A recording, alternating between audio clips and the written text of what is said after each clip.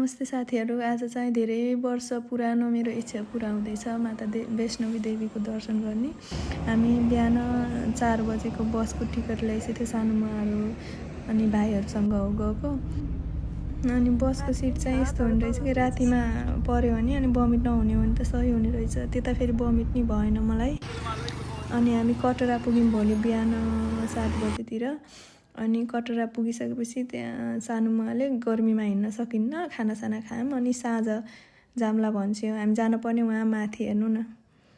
अनि खानासाना खायौँ, खाना खाएर अनि अब साँझ हिँड्ने भनेर रेडी भएर साँझ हिँड्न थाल्यौँ। अनि हामी अलि पहिला गएर त्यहाँ एउटा कार्ड जस्तो बनाइदिने रहेछन्, त्यो मान्छेहरू नहराउन् भनेर। अनि कति मान्छे गए आए भनेर जानकारी लिनको लागि पनि होला, पहिला त्यो कार्ड बनाउने। अनि त्यो कार्ड बनाएर हामी चाहिँ हिँड्यौँ। त्यो पुरै बत्ती बोलेको पुरै त्यो वैष्णवीको बाटो हो क्या, वैष्णवी देवी दर्शन गर्ने बाटो। अनि बाटो फेरि कस्तो रहेछ भने कतै यो बाटोकै कति राम्रो के, कति सुविधा। बाटोमा पुरै साइडबाट पुरै ब्लक गरेको, एक्लै भए पनि केही डर नै छैन। बाँदरहरू त हुन्थ्यो तर केही गर्दैन थिए बाँदरहरूले। अनि हामी यो उसमा आयो, बाणगङ्गामा आयो। त्यहाँ आएर मान्छेहरूले नुहाउने अनि यस्तो आफ्नो इच्छा माग्नलाई त्यो ढुङ्गाहरूको घर जस्तो बनाउने गर्ने रहेछन्। यो सुरुको मन्दिर भयो दर्शन गर्नुपर्ने। यो चाहिँ फोटोहरू खिच्नको लागि, फोटोको लागि यस्तो बनाउने रहेछन् के। जहाँ पनि त्यस्तै थियो। अनि जाँदाखेरि फेस राम्रो हुन्छ फोटो खिच्नु, आउँदा त के हो फेस राम्रो हुन्न। त्यही भएर पहिले खिचेर जानु भनिरहेको थियो सबैले। हुन पनि त्यस्तै हुने रहेछ यो हामी जाँदाखेरिको। अनि यिनीहरू बाटोहरूमा यस्तो बाख्राहरू बलि दिएको बाख्राहरू छोडिदिने रहेछन् क्या, बलि नदिएर त्यस्तो थियो। अनि सानुमा हिँड्न सक्सेन र सानुमालाई घोडामा पठायौँ। अनि हामी चाहिँ हिँडेर जाने निर्णय गऱ्यौँ। अनि लामो बाटो हिँड्न दुःख भएर सिँढीबाट जाने भनेर सिँढीबाट जाँदाखेरि धन्नै मरेन, झन् जान हुने रहेछ। हजुरहरू पनि जानुभयो भने सिँढीबाट नजानु, बरु सुस्तरी त्यही जुन बाटो छ त्यही बाटो जानु होला।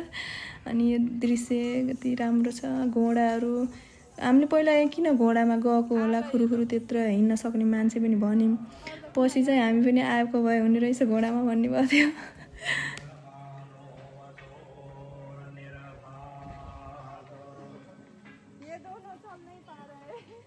माथि गएर हामीले सानुमालाई त भेटायौँ, फेरि भाइहरू छुटेर भाइहरूलाई कुर्यौँ एकैछिन। अनि भाइहरू आइसकेपछि फेरि हामी यहाँ के अरे त्यो गर्भ गुफाको लागि फेरि छुट्टै टोकन लिनुपर्ने रहेछ कि। टोकन लिन त गइमन तर पाइएन। भोलि 12 घन्टापछि भोलिको 10 बजेसम्म आउनु भनेर भन्यो। अनि त्यहाँ कुर्नभन्दा माथि दर्शन गरेर आऊँ पहिला भनेर हामी त दर्शन गर्नतिर लाग्यौँ। अनि हिँड्न नसकेर फेरि हामीले त्यहाँदेखि त्यो गाडी पाइने रहेछ इभी 5 किलोमिटरको लागि। अनि हामी 5 किलोमिटर चाहिँ त्यहाँबाट त्यही इभी गाडीमा गयौँ। बाँदरहरू थिए तर केही गर्दैन थिए बाँदरहरूले, ज्ञानी बाँदरहरू थिए। वैष्णवी माता 9 महिना के अरे गुफामा बस्दाखेरि बाँदरले रक्षा दिएको भन्ने रहेछन्। अनि यसरी हामी गयौँ। अब यहाँ टाढाबाट वैष्णवीको मन्दिर देखिएछ। यति एक्साइटेड थियौँ, यति रमाइलो लाग्यो, कति खुसी लागेको थियो क्या यहाँ पुग्दाखेरि। कति वर्षदेखिको सपना यस्तो राम्रो छ। हेर्दा पुग्दा त यति आनन्द, कस्तो फिल हुन्छ यस्तो छ।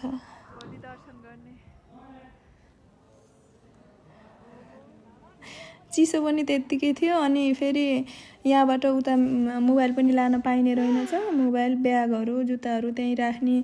अनि आफू चाहिँ रित्तै जाने हो, प्रसाद छ भने प्रसादहरू लिएर जाने। ठाउँमा चेकहरू हुन्छ, जे पाए त्यो प्रसादहरू लान दिँदैनन्।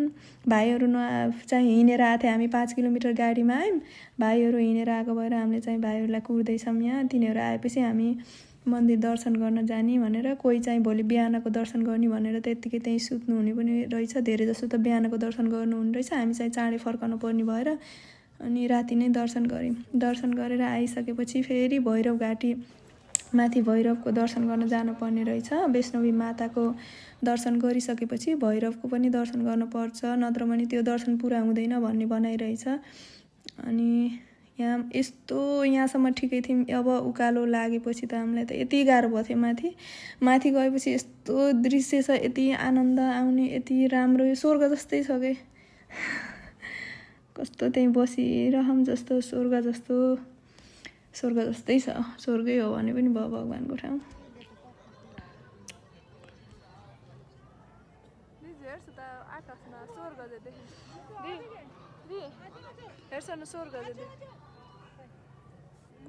त्यसपछि म त भिडियो बनाउनै बिर्सिछु त्यो भैरवको मन्दिरको त। अनि हामी आयौँ अनि सानोमा चाहिँ गइसक्यो नै यहीँ भेट्यौँ। बाटोमा आउँदा हाम्रो हालत ऐसा फील हो रहा है, कैसा लग रहा है दीदी? बहुत बुरा।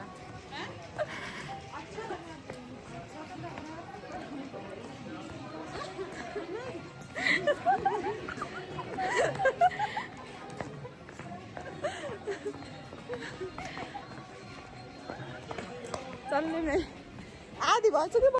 अनि बिहानै भएको थियो हामी तलसम्म झर्दा। जाँदाभन्दा आउँदा गाह्रो भयो कि आउँदा त हामी हिँड्नै नसक्ने। दिजूलाई भिडियो बनाउँदा दिजूको हालत कस्तो रिसाएर भिडियो बनाउनु पनि डर लाग्थ्यो मलाई यति बेला।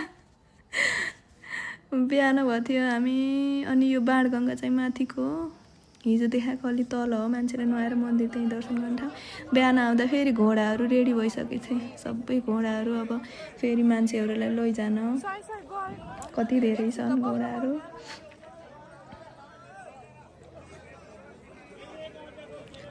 हामी त्यहाँ माथि पुगेर हामी यो गुमारी हो क्या, अझै पर पुगेर आयो। अनि आउँदाखेरि फेरि त्यस्तै बसमा पऱ्यौँ।